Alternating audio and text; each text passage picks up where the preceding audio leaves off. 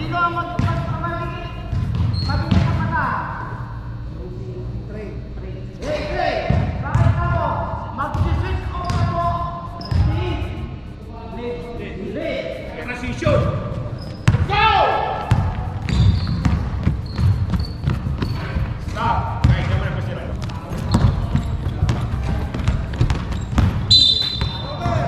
Okay tayo ng bossing, gano'n. Dapat, bigay ako ng suggestion niya, bossing.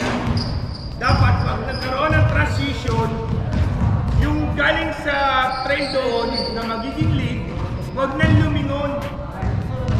Kasi bakit transition yan? Kailangan mong habulin yun. May dalawa naman tayong referee dun eh. May umpire 1, may umpire 2 dun eh. Diba? Iwan na natin yun. Hayaan mo na sa kanila yun. Ito, tumakbo na. Ganun lang kadali. At hindi tayo naiiwan. Go! Usap! Usap lang! Usap! Si, patay ka Marami pa! yung pangalan. Marami yung pangalan. Ayos nyo! Punta ko pa sa sara! Very good! Let's go! Go! Makikita namin yung samahan ninyo. Yung harmony ninyo bawat isa. Relax! Yes! Yes! Yes! Yes! Good! Next! Condition o! Ivy! Ivy! Go! Good! Good! Next!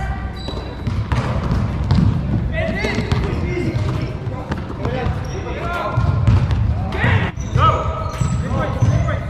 Pushing! Ay, go! Go! Lucky! Hey! Pushing! Pakinggan nyo yun! Offensive foul! Tingnan nyo ha! Go! Carrying the ball! Backward violation!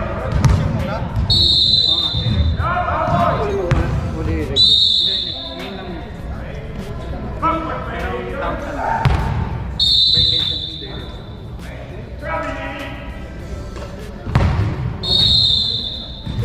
Tingnan nyo yung mga violation natin. I-judge lang naman natin.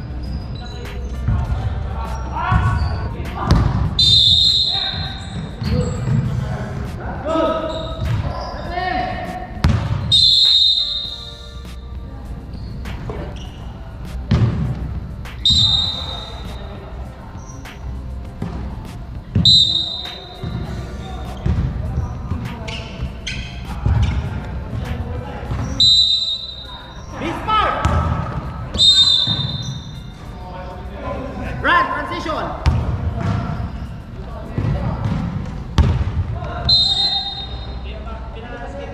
Run, bilang. Run.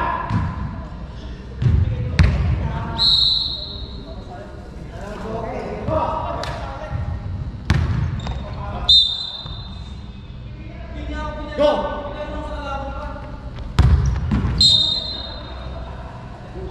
Go!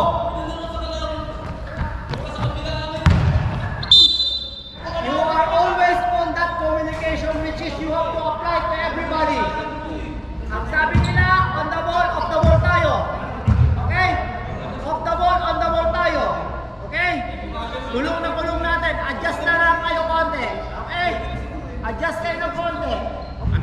mo na dyan, almost 4 o 5 lang yung pipito mo dyan.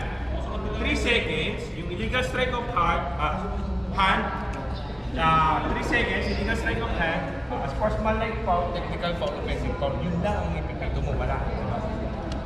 Ngayon, kung may tumira, huwag mo ahatulan siya ng pushing. Kung illegal strike of hand, kakaputin yun eh. Gets mo ako? Ngayon, pagka nandiyan off the ball ka, kahit naglalaro dito sa court, naglalaro dyan, naglalaro dito. Kahit nandito na ako, huwag mo ko titignan. Ang trabaho mo ito. Kasi mas mabigat yan. Nandiyan yung mga banggaan, di kaya. Okay? Yung box natin, napaka-importante. Kasi nga, alam natin off the ball. Ang off the ball, yung lead. On the ball yung dalawa. Huwag kayong titingin sa may bola. Please, huwag kayong titingin sa may bola. Lalo na pag ikaw ay nasa lead. Titignan mo yung nagbabakbakan. Hayaan mo yung dalawa tumabaho ro. Yun ang tinatawag ng off the ball. Ito naman, ang off the wall, pag kaya kong tawagan lang naman, yung nasa labas na, net, okay, yung titira ng tres sa'yo, yung center naman, ang tatawag naman, yung mga dito po. At higit sa lahat, may 3 seconds na pwede siyang tawagan. Okay? Pushing foul, lahat nandito na yan. Okay? Kaya off the wall, titignan nyo rin kung anong mangyayari na bakbakan na which is sinasabi niyong double foul. Okay? Concentrate on the movement from the shaded area on the ball. Concentrate from your area until this area with the 3 and landing spot. Kung nandiyan bola. Concentrate on the 3 seconds and mga bakbakan dito. Okay? And last time. Okay? That's our job. Okay? Hindi natin sinasaklawan ang bawat isa. Hindi natin inaagawan ang bawat isa. We have always a job. Now, the center has the only thing na pwede i-assist kung basket o hindi. Tama ba ako, mali? Si center ang magsasabi, basket, dahil tutulungan niya si lead. Basket idol. At si center, at saka si trade, ball interference. Doon ka. Sasabihin, Pit! May gumalaw. Kakapti niya. Okay. Pipito ka rin. Pit! Saglit lang. Kakausapin nyo kasi goal interference kakampi. Paikot pa lang. Hinawakan na yung red net. That is goal interference. Goal interference from offense. Goal interference from defense. Pag defense, kakampi niya, no basket. Okay? Okay? Report, goal interference. Defense, goal interference. Okay? Goal interference. Offense, goal interference, basket. Ay, traveling. Traveling. Yun yung sinasabi ko na. Makakal pa.